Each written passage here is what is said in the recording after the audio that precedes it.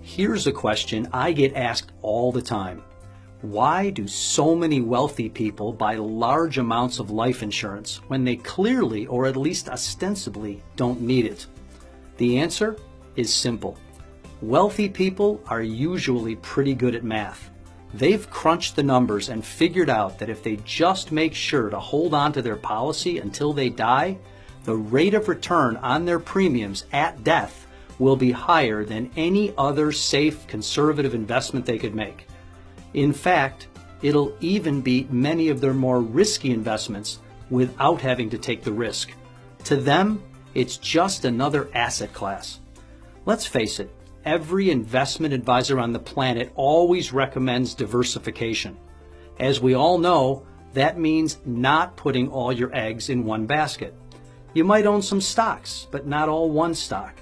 And not just stocks, but some bonds too.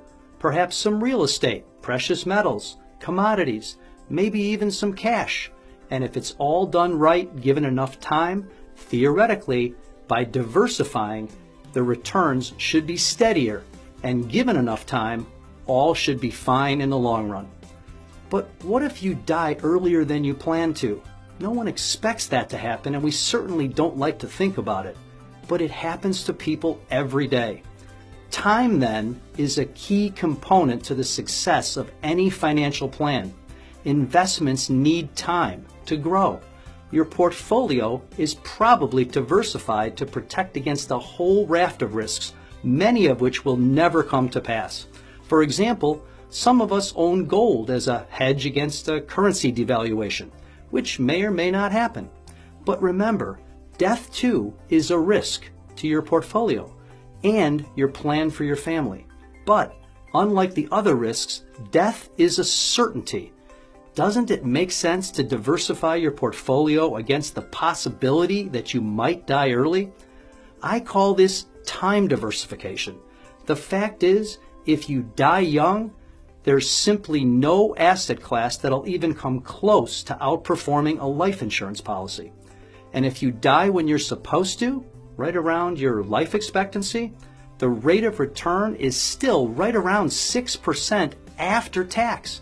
That's an 8 to 12% pre-tax equivalent depending on your tax bracket, which beats virtually every other safe investment on the planet.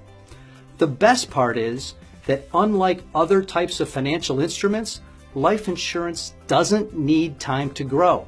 For example, say you're age 55 and you buy a $1 million life insurance policy for, say, $10,000 a year. If you die next year, the $10,000 instantly turns into $1 million. Die in 3 years, $30,000 in premiums will have turned into $1 million tax-free. Die in 20 years, and you will have turned $200,000 in premiums into $1 million.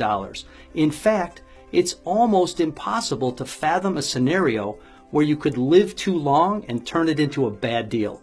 So that begs the question, should you consider taking a small slice of your portfolio and diversifying into life insurance as an asset class? Now, that's up to you, but I know I did. Thanks for listening.